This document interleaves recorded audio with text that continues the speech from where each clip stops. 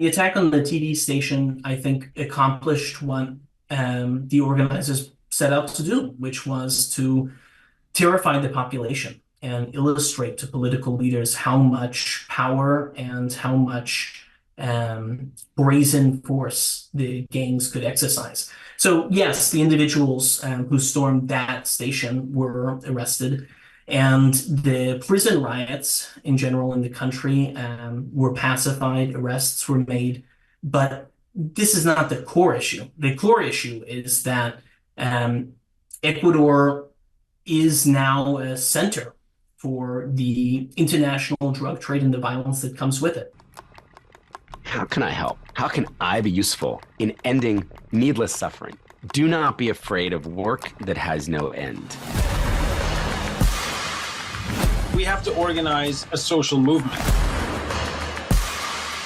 We have an opportunity to lead by example versus just talking, hot air. I think the more people in this fight, the more we grow. Eventually it could change. The people are the ones that can make the change. Ladies and gentlemen, welcome back to Change Agents, an Ironclad original presented by Montana Knife Company. Today's episode is about Ecuador's drastic shift from a period of relative peace to experiencing severe gang violence and criminal activities, highlighting the country's current security crisis. Ecuador has had one of the lowest murder rates in the region, but the homicide rate has increased by 500% since 2018. From 2022 to 2023 alone, Ecuador's murder rate nearly doubled. A 2023 United Nations Office on Drugs and Crime report found that both cocaine consumption and production are at record levels.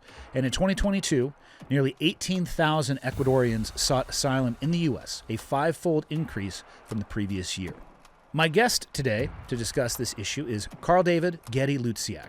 He is a reporter for the Latin American Advisor and a freelance writer for publication outlets such as Vox, The Guardian, and The Washington Post. He has extensive experience reporting on civil conflict, politics, and corruption from Central America.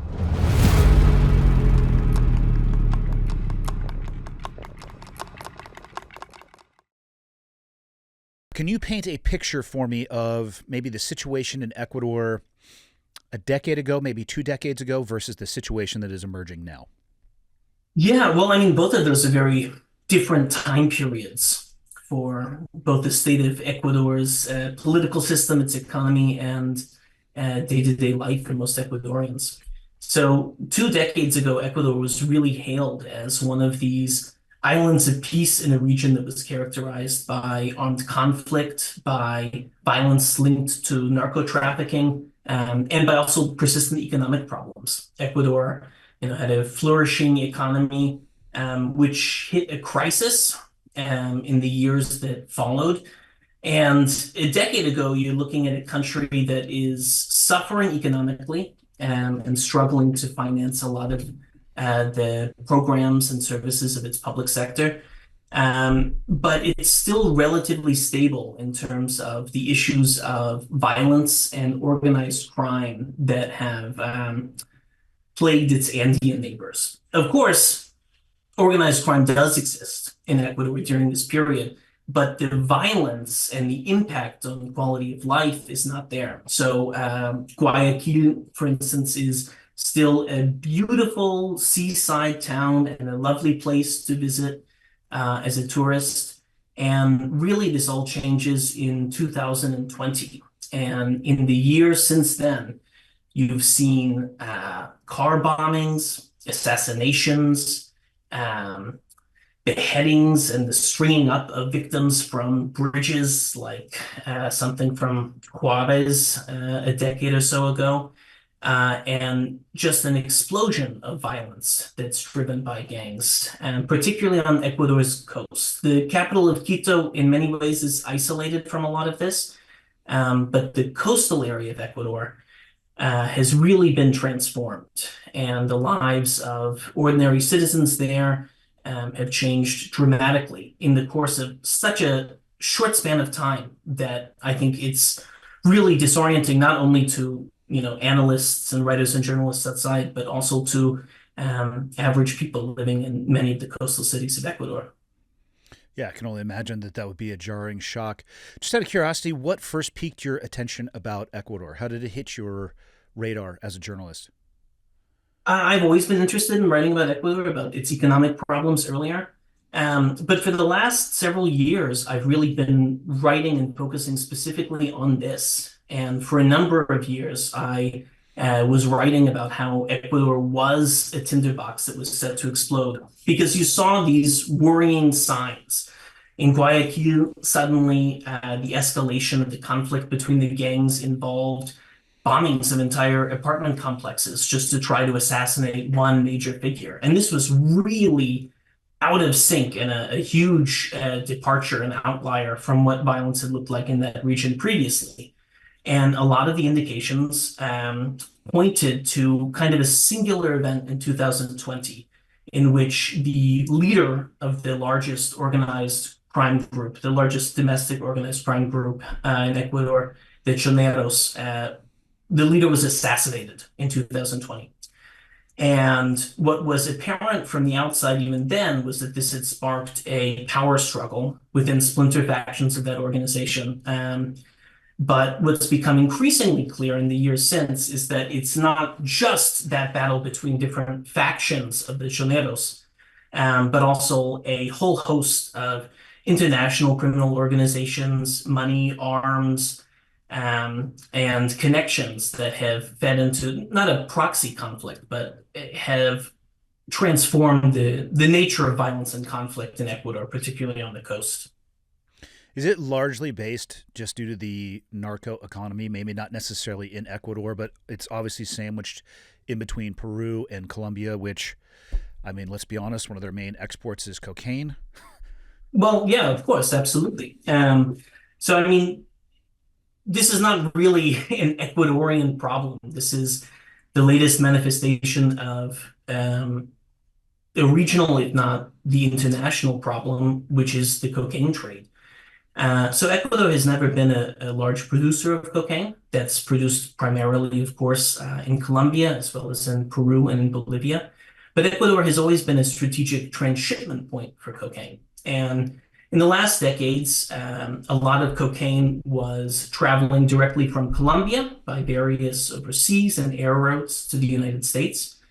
But in the last about 10 years, there's been a really big shift with drug consumption and with the profit motive for drug trafficking. And that is that American drug consumers have increasingly turned towards opiates and towards methamphetamine, and drug consumption in Europe has exploded.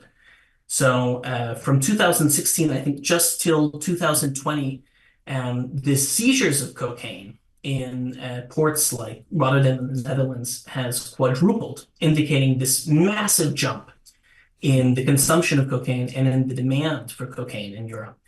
And this has meant that the nature of the cocaine trade has shifted, and the emphasis, while of course there continues to be an enormous amount of trafficking in the United States, the real money lies in shipping cocaine to Europe. And with a Colombian prop plane, you cannot fly, from Bogota to Amsterdam.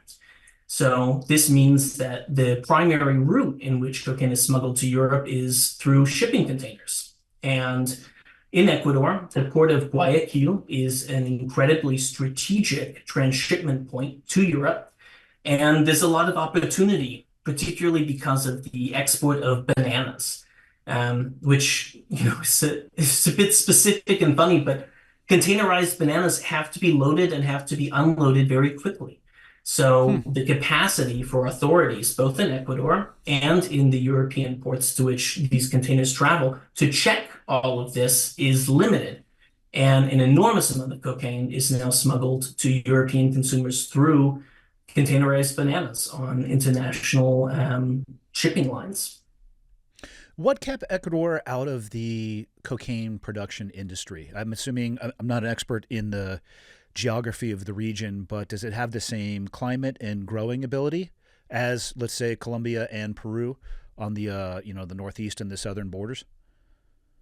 The development of Ecuador's trade in drugs really has to do more with the establishment of the principal powers. So in the 1990s, for example, the cocaine trade in that region was really very strongly controlled by the FARC in Colombia.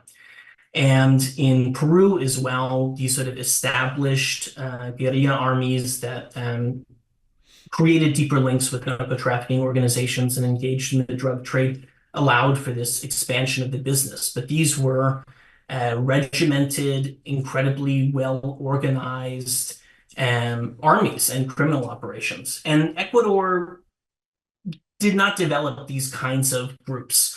In part, I think also because economic conditions in Ecuador during the 1990s and 2000s were much better. So it was harder to draw in desperate young people who were looking to criminal enterprise to sustain themselves and their family. And so Ecuador has always been crucial and central in the drug trade, but not in the production of drugs. And in terms of the nature of violence and power, Ecuador's homeborn criminal organizations were largely partners to these larger international organizations, principally, of course, the FARC from Colombia, until 2016 when the FARC demobilized. And this created a real turning point in Ecuador and in the drug trade in general from that point onwards. Yeah, and fast forwarding now, I think a lot of people in the Western world would probably struggle to find Ecuador on a map. They probably don't hear very often about breaking news in Ecuador. But one thing I do remember seeing myself happened actually in January, and it was a video of an armed gang taking over a TV broadcast studio. I believe they were live at the time in Ecuador. Can you talk about what actually happened there, what led up to that, and what they were trying to achieve by doing so? What happened that day, and it was January 9, so not very long ago, is an event I think that will be remembered by, certainly all of the television viewers in Ecuador who are tuning into that program. And I think will mark kind of a historic turning point in the history of the country and the way that people remember it, because it was this very sort of dramatic wake-up call. So in the immediate days preceding that, Daniel Noboa, who won an election and took office in November to serve out an interim presidency, the remainder of Guillermo Lazo's term, he's pursued sort of a more stringent and aggressive security policy. And early January 4th, I believe, he declared that he had plans to construct 2 new maximum security prisons using the same company and design of the jails created in El Salvador as part of Bukele's security crackdown, and signaled that he was, going to try to transform prison policy and security policy. And then a few days later, on January 7th, the current leader of the Choneros, a man named Jose Adolfo Macias, better known as Fito, escaped from prison. And this was, one of the key, if not the most important leader of organized crime in Ecuador. And plans had been to transfer him to another more secure prison. And instead, clearly, through corruption and with information that should not have been accessible to him, he instead was able to escape.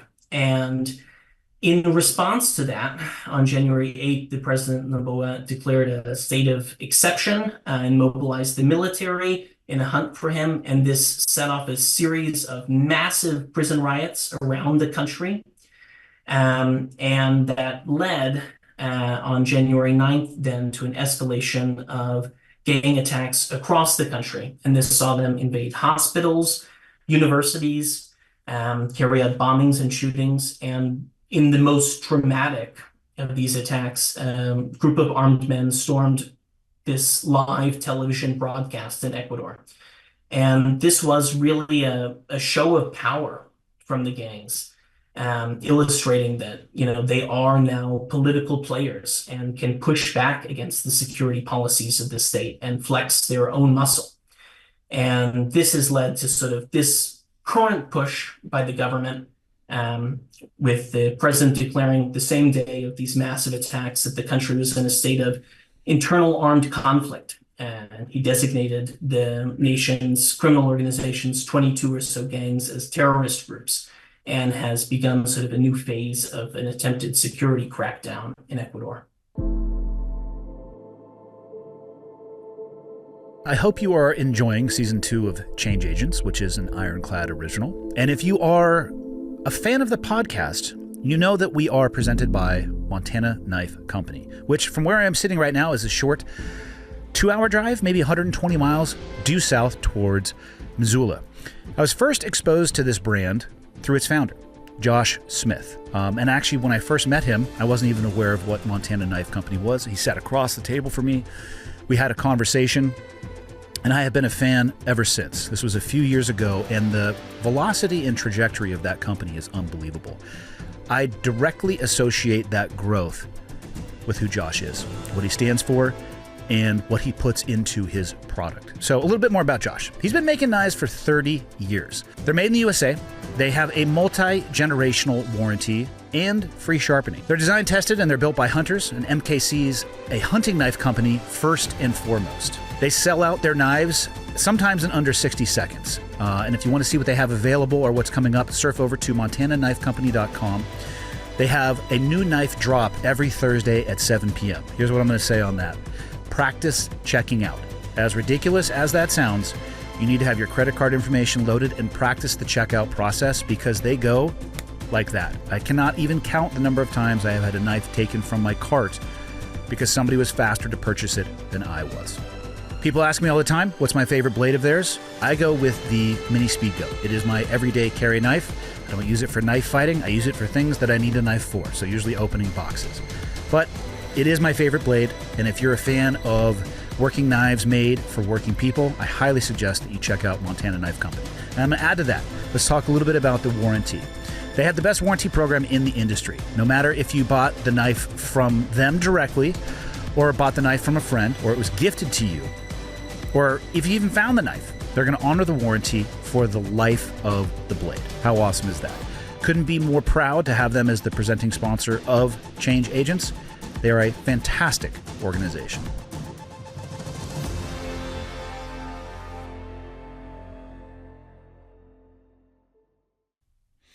How did they eventually quell what could only be described as those coordinated attacks? I was doing a little bit of research on the group of individuals that came into the news studio. I don't believe there was a loss of life. Please correct me if I'm wrong, because it talked about, in what I could find, that they were taken into custody. Yes. Was it a show that they were basically giving a warning, like, hey, if we continue down this path, these are going to escalate, and then they surrendered? Or how was that? Because what you're talking about is very coordinated. If we're going to hospitals and schools and events all in the same day and likely at the same time period, I'm curious how they were able to get control of that. It was coordinated.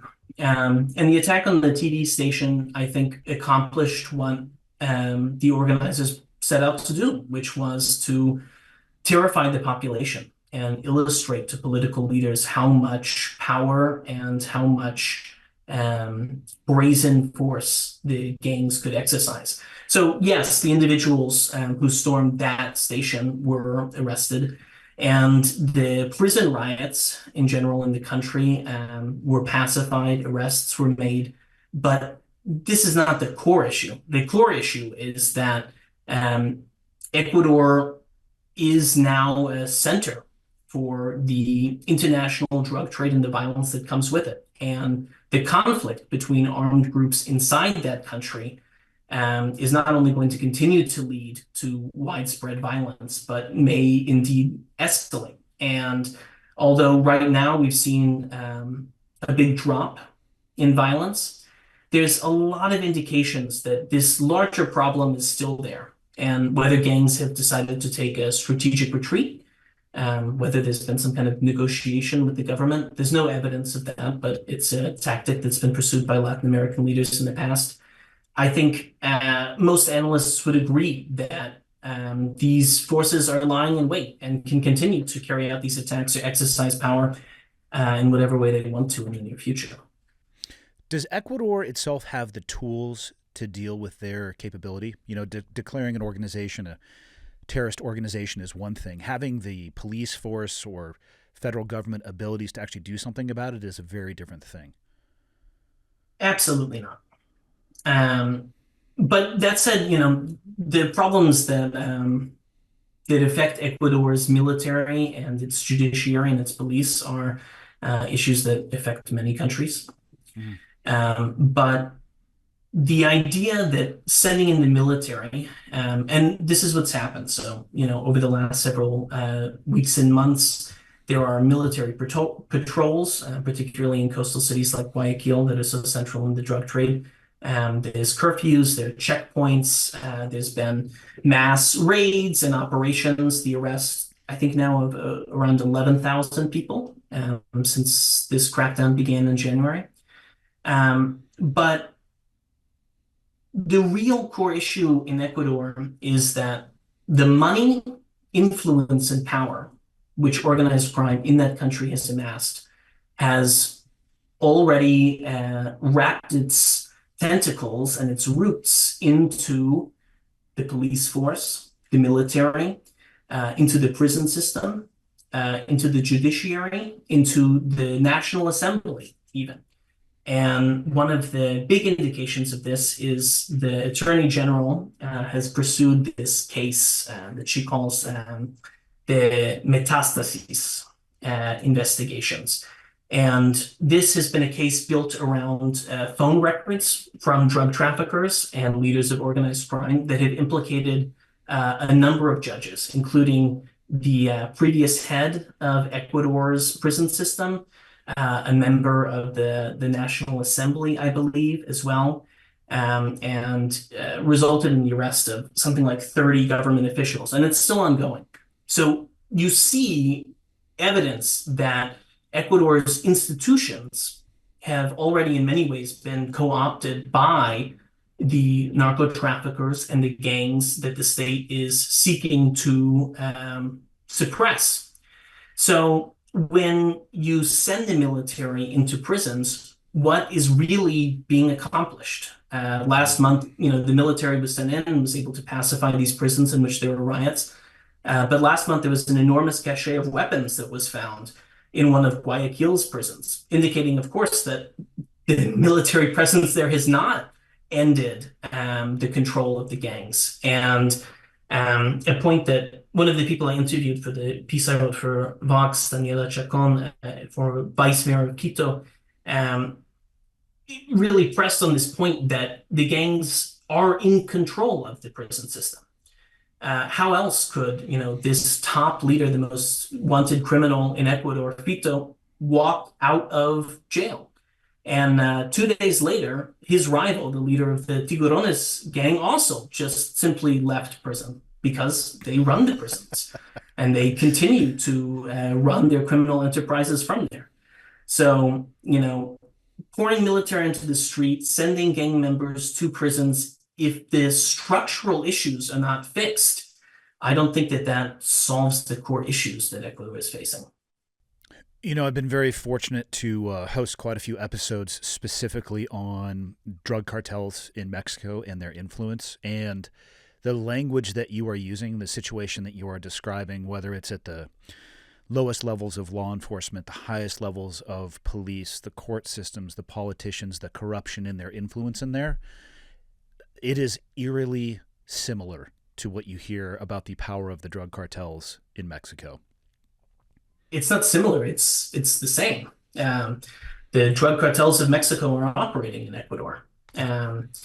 There's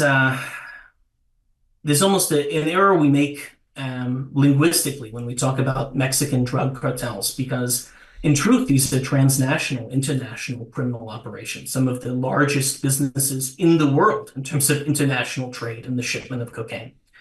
And as Ecuador has become the center of one of the centers of global narco trafficking because of its importance as a transshipment point to Europe, Mexican cartels have set up shop there.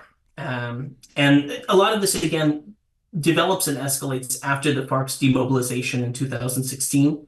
Their control of the drug trade meant that when the FARC demobilized, much of the FARC demobilized, a power vacuum was created. And into that power vacuum stepped a number of groups, Venezuelan gangs. The Albanian mob actually has an enormous foothold in Guayaquil. But Mexican cartels also entered the picture. And the Choneros allied themselves with the Sinaloa cartel, and the splinter factions of the Choneros that broke off as profit surged in the country and led to an internecine conflict for the leadership of that organization. A number of groups split off, the Tiburones, the Lobos, the Pipos, and they allied with the Jalisco Nueva Generación cartel. And so this old drug war and cartel conflict that we think of as Mexican between Sinaloa and Jalisco is now the very same conflict that's playing out in Ecuador. And the escalation of violence between these Ecuadorian groups is being fed by arms, by money, and by training from Mexican cartels themselves. For the Mexican cartels, do they have physical presence there, or is it more of allegiance? And I ask that question because, again, we've talked about how the European market is a little bit more on the botanical side, whereas the American market has seemed to switch a little bit more towards the synthetic, so a difference in trade. But those Mexican cartels, I mean, there's obviously a few countries in between, that southern tail of Mexico as it works its way down to South America. Do they control, if they wanted to, do they control a route all the way up through Mexico, or are they leapfrogging over those countries and just controlling it from, training, expertise, control of the ports, and that type of influence and control? There's a lot of indications that members of Mexican cartels are indeed operating themselves in Ecuador.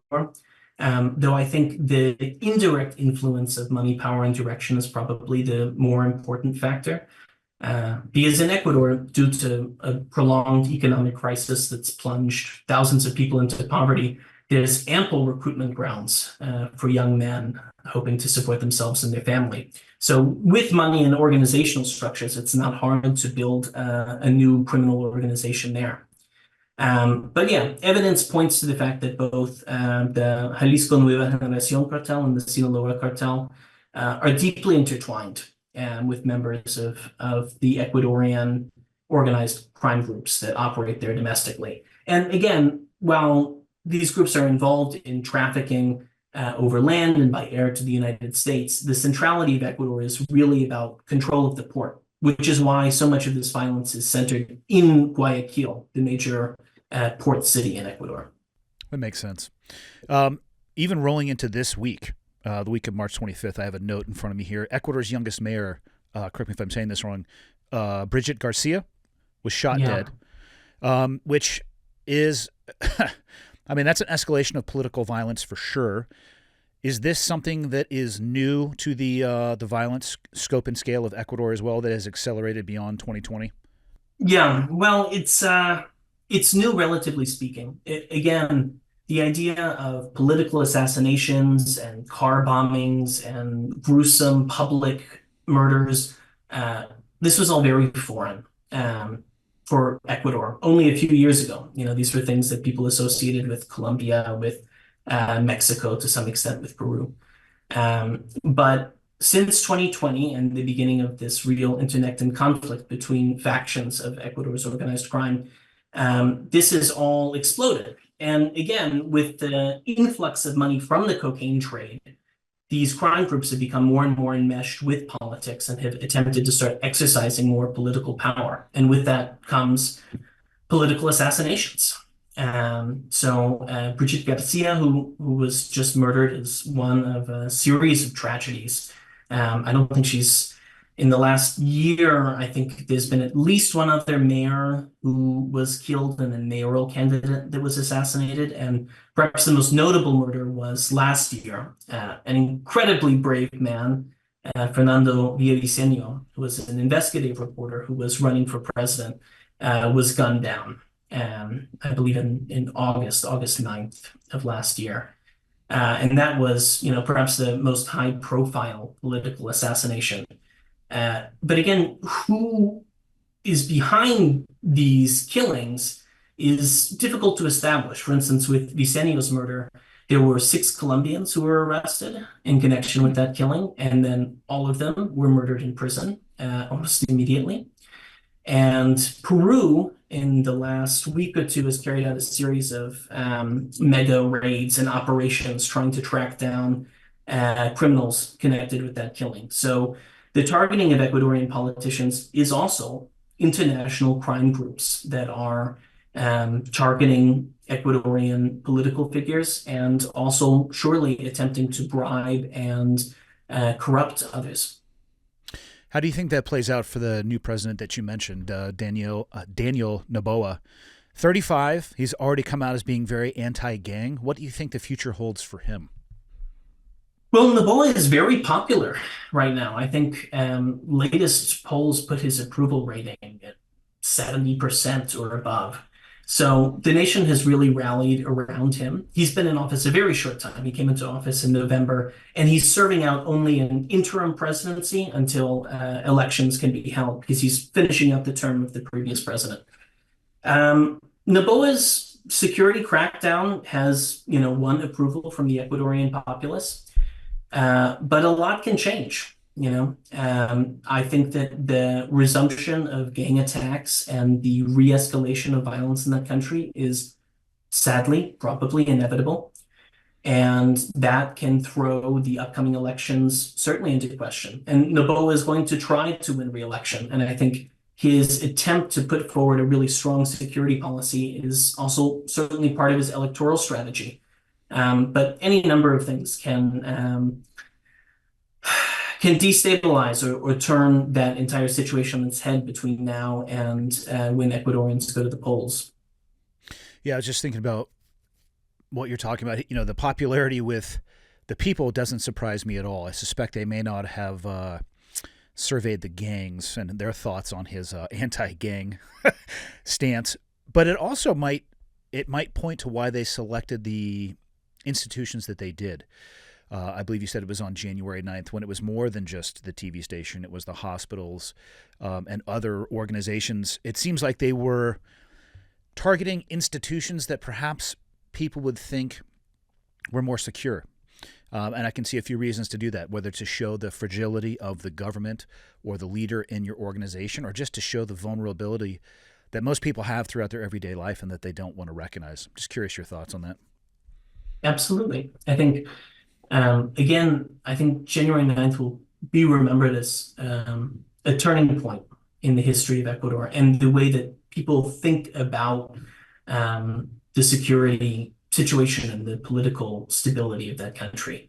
Precisely because what really happened that day was Daniel Noboa had, declared the state of exception and come out with this strong speech that he was going to crack down on gangs with this emergency decree and send the military in.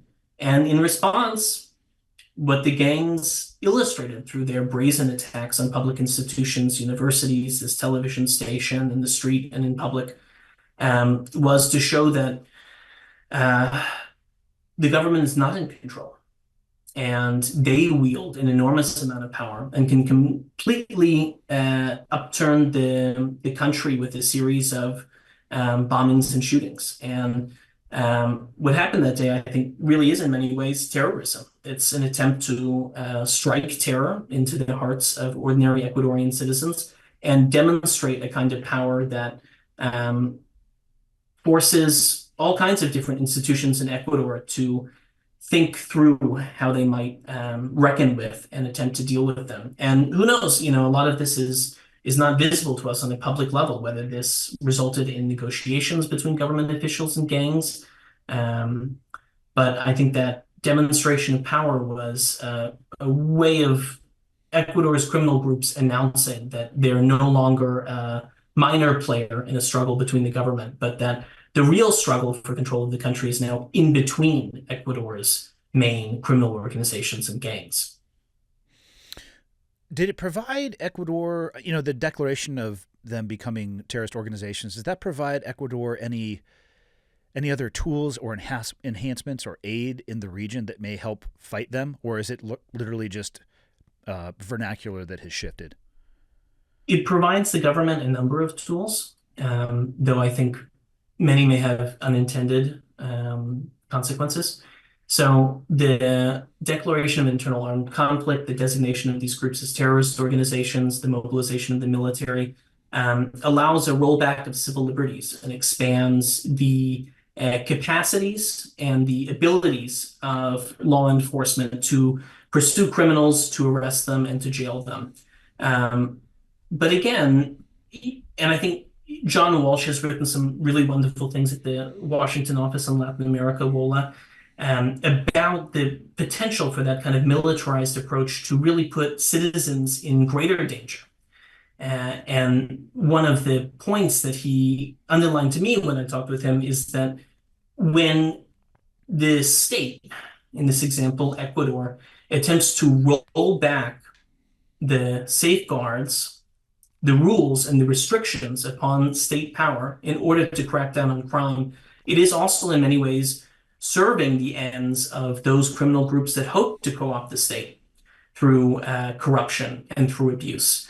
It opens up new avenues for those armed forces put on the streets to be corrupted. In the potential event of sending innocent citizens to jail, those jails then serve as recruitment and training centers for those same criminal organizations. And by rolling back checks and balances, you create more opportunity for the cooptation of those forces and their corruption, which is, I think, in many ways, the central issue. These gangs and criminal organizations will continue to exist for as long as it is wildly profitable to manufacture and traffic cocaine to the United States and Europe. I think the question of whether Ecuador can meaningfully address its security crisis really has to do with the strength of its institutions. And in that, I think you look not only at the capacity of the military and the leash given to law enforcement, but also the strength of the judiciary, of the executive and political branch of the legislature, of the checks and balances which maintain a democracy. Yeah. You know, one of the things I struggle with, and I'm sure I'm not the only one, and perhaps you even struggle with this as a journalist, getting people to pay attention to not only issues inside of the United States, but now let's leapfrog countries, right? South of Mexico, which most Americans, understand what's going on in Mexico. They've heard about the cartels. You continue to jump even farther south. You land yourself in Ecuador. I bet quite a few people would be familiar with what happened at the TV station. I did not realize they had stormed other institutions, so I don't think that would be a surprise to others as well. But the leap, or the difficulty, maybe that's a better word for it, is getting people to pay attention because they don't understand how what is happening in this country could potentially impact their life here in the United States. You're sitting in New York. I'm in northwestern Montana. How do we help me connect the dots for people let's just talk specifically in the U.S., where we're both living. Why should they pay attention and why should they care about what's happening in Ecuador? Well, I think that question is perhaps best reversed. The question is not necessarily how does violence in Ecuador impact Americans, but how do Americans and political choices in the United States impact Ecuador? Because, of course, the crisis of violence that's now afflicting cities like Guayaquil is in many ways a direct result of drug policy and prohibition in the United States and in Europe. There's not an enormous local consumption market in Ecuador. That business is being driven by international demand. And I think it's important to understand it not as a national problem of Ecuador's, but really an international issue, because as long as that massive profit motive exists, and as long as that money continues to flow from consumers through traffickers into these organizations, those funds exist to corrupt institutions, to bribe politicians, and to put guns in the hands of desperate people and destroy communities. So I think the important thing is to recognize that Americans living here and political leaders in this country, as well as across the world, are intertwined with the crisis happening in Ecuador. And there is a responsibility to think about what a regional approach to that security situation would look like, because it's not entirely Ecuador's responsibility, nor is Ecuador capable of fixing that issue on its own. And a broader approach, I think, is certainly warranted. If you had the ability to input some sweeping changes, where would you start? Some serious questions have to be asked about drug prohibition and the drug war on a global level. I think it's important to look at the last decades of militarized approaches and policy and see what results have really been won and what puts ordinary citizens and people more at risk or less at risk. And I think the escalation of armed conflict through militarized approaches and through security crackdowns can often put local populations at greater risk of violence and abuse. So I think really examining the roots of these issues and what meaningful solutions would look like in Ecuador and beyond requires us to ask difficult questions about how we approach the international, the global issue of narco trafficking and the violence that it brings along with it. Do you think it's actually a solvable problem? I don't know. It's a difficult question to ask. I think it's enormous. It's an enormous problem, and I think meaningful strides can be made to address it in better and worse ways, ones that center public safety and security more or less. And I think there are meaningful changes in policies that can be adopted in an attempt to limit violence. But again, as long as that enormous amount of money continues to flow into that trade, it's going to continue to fund and motivate violence. And security policies that attempt to address it are going to have to rely on the strength of internal institutions and to some extent also regional cooperation. There's a new initiative among the Andean community to try to attempt to address border security and the sort of transnational dimension of the crisis that Ecuador is facing. And I think that's a very positive step. The governments of Colombia and Peru should be involved in cooperation with the Ecuadorian state on what is really not Ecuador's problem, but a regional Andean problem of organizations that don't care about the borders between these countries. They operate through all of it. So having that broader approach to the issue, I think, is a good place to start. Yeah, it's almost an unfair question to ask of you or anybody else. And, younger in my life, I thought much of life itself was much more binary, very black and white, very yes and no. And I don't know if it is a solvable problem anymore. And I think perhaps a better question is, what tools could we use to manage it better? Supply and demand is a real thing in any ecosystem and in any market on the face of planet Earth. And as long as people have the choice or the desire to consume these things or use these things to manage whatever it is going on in their life, whether it's stress and addiction, and I'm not advocating that you use them for that, but people make their own choices, I don't think it can be solved. I think management is perhaps the best thing that we could shoot for at this point.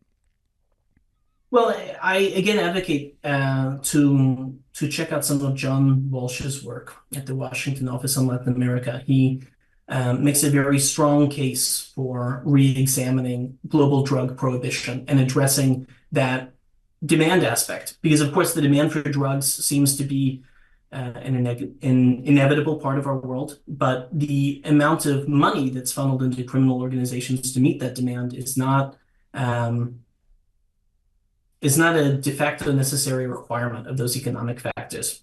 So I think looking at the ways in which US and European drug consumption is financing the destruction and violence of lives in countries like Ecuador is another aspect of the problem that has to be part of the conversation about meaningful solutions.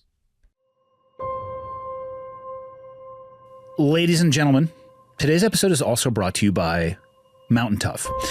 It's a unique functional fitness program that is, of course, supported by hunters and SEALs and Rangers and those from the special operations community. But that is not my favorite part of the Mountain Tough system or program. Although it was developed with insights from the backcountry hunter and veteran special operations community, there is an emphasis on more than just physical strength, which I believe to be essential. It is also about building an unbreakable mind. It is easy to build muscles from the neck down. It is far more difficult to build muscles from the neck up and the resilience between your ears. The Mountain Tough app provides the best functional fitness program directly to your phone, tablet, TV, or a web browser. So you really don't have an excuse to say, oh, I didn't know what I could be doing or should be doing, whether it's a program or inspiration or insight. It's all right there at the touch of your fingers.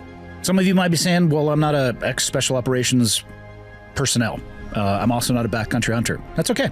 For those of you who might not start out as an elite athlete, but you want to improve wherever you may be, Mountain Tough is determined to push everybody's limits. And they're going to meet you where you are with thoughtful programming, helping you achieve elite status through progressive fitness focusing on longevity, injury prevention, and holistic development. It's a story arc from wherever you are, getting as close to elite as could possibly be. So what are you waiting for? You can join the global Mountain Tough community right now. A community of people transforming their lives, bodies, and minds.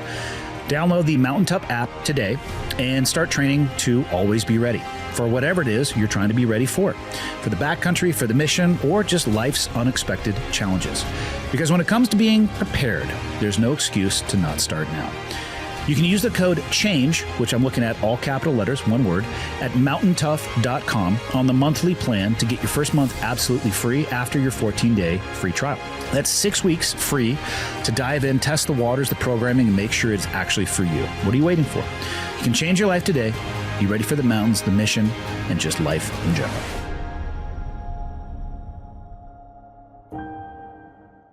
Ladies and gentlemen, Four Branches Bourbon is the only spirits company founded by veterans from the Army, Navy, Marines, and Air Force. These veterans collaborated with a Bourbon Hall of Fame master distiller and legend to help them make their smooth but complex blend of 4-grain and 96 proof bourbon, blended and bottled in Bardstown, Kentucky. It is often said that bourbon without a story is just brown water, and this bourbon has a story with over 100 combined years of military service around the world. At Four Branches, they are not just crafting some of the finest bourbon, but they are reshaping the drinking narrative. Their motto, "Drink Honorably," embodies their ethos of sipping to remember, not to forget. And as veterans, we get to come home while others did not. So if you're going to drink, please drink honorably, and don't drink to forget, but let's sip to remember. And if you are going to sip and you like bourbon, this has a very interesting taste. Not that I'm a bourbon connoisseur or expert, but smoother than I thought it would be. I've had some bourbons that about ripped my face off. This was the exact opposite. So please enjoy honorably. If you want to learn more about Four Branches, please check out their story at fourbranches.com and pick up a bottle of their fine bourbon today using the code IRONCLAD10. That is all one word, iron, normal spelling, CLAD 10. And you're going to get 10% off.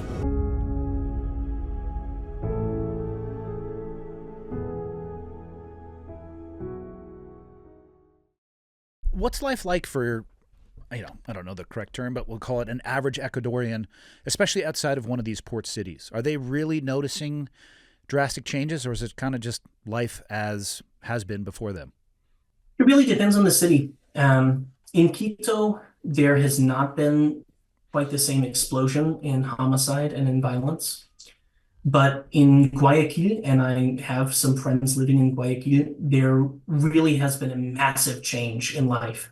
I think particularly on the psychological level, because a city that you've been born into and loved your whole life, one that was quite safe and relaxing and a beautiful city to explore, is a place now where there are random bombings, assassination attempts, shootouts, and really gruesome public displays of force by gangs. And I think that has taken an enormous psychological toll on Ecuadorians. Again, I spoke with Daniela Chacon, the former vice mayor of Quito, and she said that among her and the family and friends close to her, there's a sense of hopelessness that there is no policy that can really address this massive change, that Ecuador has taken a turn down a very dark path that other countries like Colombia and Mexico have already walked,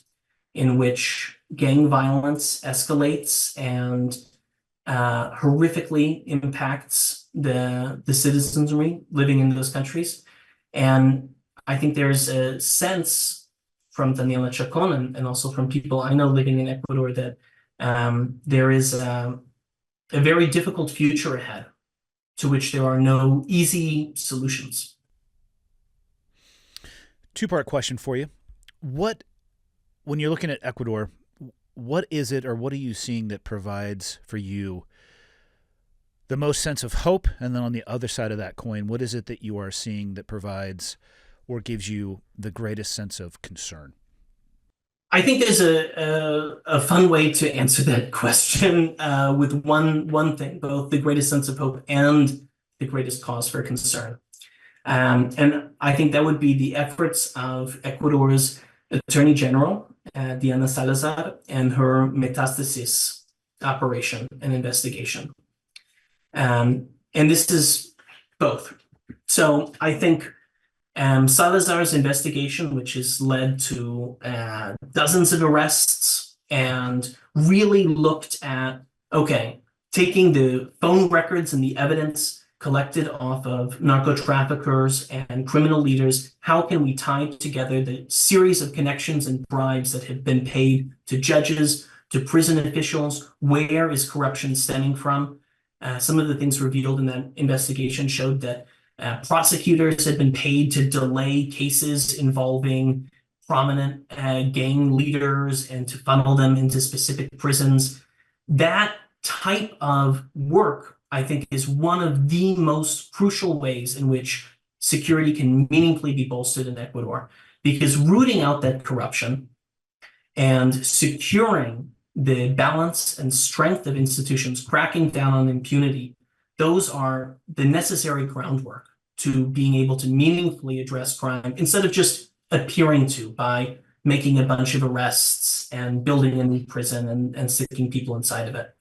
So I think that is one of the things, one of the signs that gives me the most hope in terms of Ecuadorian efforts to combat the problem. But at the same time, it's also one of the most worrying signs, because in the process of that investigation, we've all been able to see how deeply entwined criminal interests, influence, and money are with the security forces, with the legislature, with the judiciary. And I think looking into that, you see how large the problem really is. Unrelated question that you just kind of spawned for me. How are journalists being treated in Ecuador? Are they being targeted? Yeah, well, this is, of course, the same sad story as has been visited upon many Latin American countries over the last decades. Ordinary citizens become targets of violence, as do politicians with political assassinations. And journalists are usually not that far behind. And there has been targeting of journalists by organized crime in Ecuador, which has resulted in absolutely a chilling effect of fear on the investigative reporters upon which Ecuador relies to really understand what's happening in the country and as a check against the corruption that allows organized crime to continue operating. And it has become very scary and quite threatening. Last year, I believe there were USB sticks even mailed to journalists working in the port city of Guayaquil. And at least personally, as a journalist, if I receive a USB stick from an anonymous source, I'm going to look and see what the information on that is in the event that it's an important scoop. And those were jerry-rigged bombs that exploded. And that, I think, is a indicative sign of how sophisticated and how terrifying the operations and attacks of gangs have become. And yes, journalists, of course, are also part of the series of institutions that have to be targeted in order for transnational criminal operations to thrive. Do you ever worry about your own safety, pointing your own lens and optic at this area of the world and reporting on it? It depends whether I'm reporting from the ground or not. That's I feel fair. quite That's a safe fair point. in my office at home right here. But I think in a larger sense, over the last decade, there has been an enormous rollback in terms of the safety and guarantees provided to journalists across Latin America. I worked in Nicaragua for a number of years and knew a journalist who was murdered during civil conflict there, and a number of journalists who were imprisoned and jailed and physically abused in that country. And I think that's just one example out of many. You can look at what's happened with incredible investigative reporters in El Salvador in the face of critiquing Bukele's security policies and facing reprisals and repercussions there, as well as the continued killing in significant numbers of brave journalists in Mexico. I think across the world, and particularly in Latin America, there has been a shift in terms of the safety and guarantees that journalists can rely on to do their work. They are increasingly seen as valid targets of violence, not only by criminal organizations, but also, I think, very unfortunately, by state actors as well. Yeah. Mr. Carl David, I will, in an attempt to be respectful of your time, I'd like to give you the last word. What would you like to leave people with? That Ecuador is an important story to continue following. There's a lot of crises and dramatic events in the world, and Ecuador has the world's attention right now because of, these brazen attacks on this television station. But the crisis that Ecuador is experiencing was ongoing before those major news headlines, and it will continue long after it's faded from the news.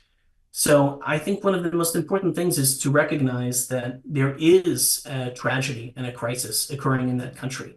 And Ecuador is deserving of help and support from its neighbors and from major regional powers that are connected in the issues that are occurring in Ecuador, such as the United States. And that the country should not have to face these kinds of massive challenges alone. A wider approach is necessary. Yeah, I couldn't agree more. I think we're more interconnected than we would like to believe. It's easy to think that we exist in a vacuum, even in your own personal life. Oh, what's happening to me at this table is not connected to anybody else, and then it cascades downward to a global community. So I definitely agree with what you're saying, and I appreciate you taking the time to provide for me the feedback and insight about Ecuador, and I have no doubt that the listeners will appreciate it as well. I cannot thank you enough for your time. I really do appreciate it. All right. Have a wonderful day.